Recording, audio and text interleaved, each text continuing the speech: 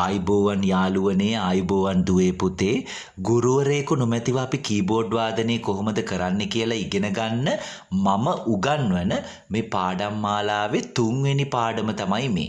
ඕගොල්ලෝ මගේ channel එකට ඇවිල්ලා channel එකේ පළවෙනි පාඩම සහ දෙවෙනි පාඩම අනිවාර්යෙන් නරඹන්න. එතනදී ඕගොල්ලන්ට ලොකු වැදගත්කමක් ලොකු හැකියාවක් ලබා ගන්න පුළුවන්. මොකද්ද මම මේ කියලා තියෙන්නේ කියලා ඕගොල්ලන්ට මේක බලාගෙන ඒ දේවල් ප්‍රැක්ටිස් කරන්නත් පුළුවන්. හොඳයි ගුරුවරයෙක් නැහැ කියන එක මම අදහස් කරේ මෙහෙමයි. පණ තියෙන පුද්ගලෙක් සර් කෙනෙක් හරි මිස් කෙනෙක් හරි ළඟට ගිහිල්ලා මුදලක් ගෙවලා පන්තියක් කරන්න අවශ්‍ය වෙන්නේ නැහැ.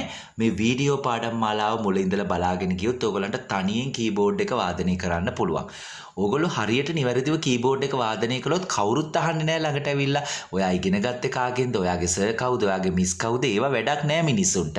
ඕගොල්ලෝ හරියට ප්ලේ කරන්න තමයි ඕනේ. ප්ලේ කරනකොට හරියට වාදනය කරනවා නම් වාදනයේ දිහා මිනිස්සු බලලා සන්තෝෂ වෙනවා. ඕගොල්ලන්ට අනිවාර්යෙන්ම අත්පොලසන්නාදයක් හරි ලබා දෙයි. ඉතින් ඒ හින්දා මේ පාඩම් මාලාවේ 3 වෙනි පාඩමත් එක්ක රැඳී සිටින්න. හොඳයි. අද දවසේ අපි බලමු මොකද්ද කියලා දෙන්න බලාපොරොත්තු වෙන්නේ කියලා මම මුලින්ම දැන් ඕගොල්ලන්ට මම finger exercises එහෙම කියලා දුන්නා මගේ පළවෙනි සහ දෙවෙනි පාඩම් මාලාවේදී. දැන් අපි බලමු මේ කීබෝඩ් එකේදී අපි අත් දෙකම භාවිතා කරලා කොහොමද අපි පුංචි වාදනයක් කරන්නේ. ඉස්සෙල්ලා අපි ගීත වාදනයට කලින් අපි බලමු මේකේ පොඩි එක්සර්සයිස් එකක් කොහොමද කරන්නේ කියලා. දැන් මගේ මේ වම් අත මේ තියෙන්නේ මේ දකුණු අත. එතකොට මම මෙතනදී ඔයගලන්ට C major chord එක, F major chord එක, G major chord එක කියන chords තුනම අල්ලන විදිය කියලා දෙනවා. දැන් අපි සාමාන්‍යයෙන් පොතේ තියෙන විදියට සම්මත ආකාරයට ඇල්ලුවොත් මම මේ හරියෙන් ඔයගලන්ට අල්ලලා පෙන්නන්න මේක පැහැදිලි වෙන්න ඕන හින්දා මේ ඇඟිල්ල අපි නම් කරන්නේ පළවෙනි ඇඟිල්ල 2 3 4 5. 1 2 3 4 5. මේ අතෙත් එහෙමයි 1 2 3 4 5. එතකොට කෝඩ් එක අල්ලනකොට අපි ගොඩක් වෙලාවට භාවිතා කරන්නේ C major chord එකේ root position එක අල්ලද්දී අපි භාවිතා කරන්නේ මේ පස්වෙනි ඇඟිල්ල, එතකොට තුන්වෙනි ඇඟිල්ල සහ පළවෙනි ඇඟිල්ල. එතකොට මෙන්න මෙහෙම තමයි අපි මේක වාදනය කරන්නේ. C E G කියන notes තුන අපි එකපාර play කරන්න ඕනේ මේ.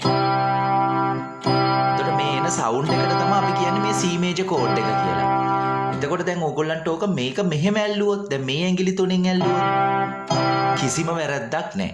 මේක පහසුවට මෙහෙම අල්ලන අය ඉන්නවා. සමහරු ඉන්නවා මෙහෙම අල්ලන අය. තව සමහරු ඉන්නවා මෙහෙම අල්ලන අය.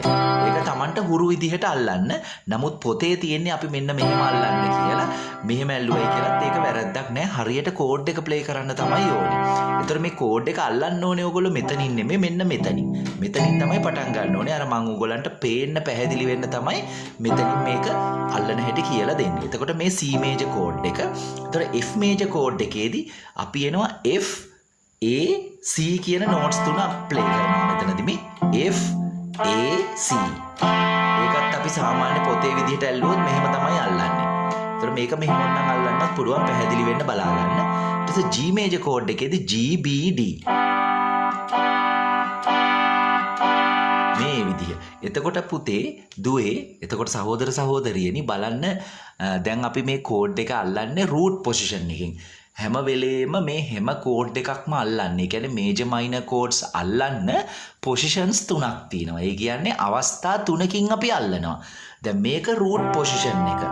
ඊට පස්සේ first inversion එකේදී හැම වෙලේම දැන් මේ root position එක අල්ලලා තියෙන කෝඩ් එකේ first inversion එකේදී මෙන්න මේ ඇඟිල්ල වෙනස් වෙලා මේ වෙනුවට මෙතන ඇල්ලෙනවා. ඒ කියන්නේ දැන් මෙතන C එකම තමා මෙතන C එකෙන් අල්ලන්නේ. දැන් අපි මෙහෙන් අල්ලමුකෝ බලන්න. දැන් මේකෙදි මෙහෙම අල්ලනවා.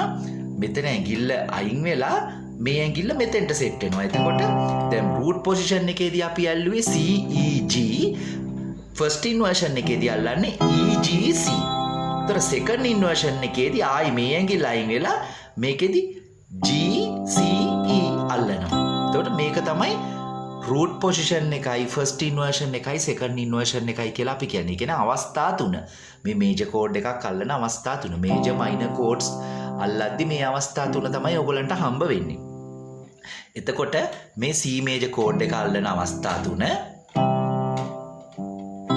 දැන් මම මෙතනින් අල්ලලා පෙන්නනම් පැහැදිලි වෙන්න මේ ඇඟිලි තුනේ මේ root position first inversion second inversion. එතකොට F major එකේ root position first inversion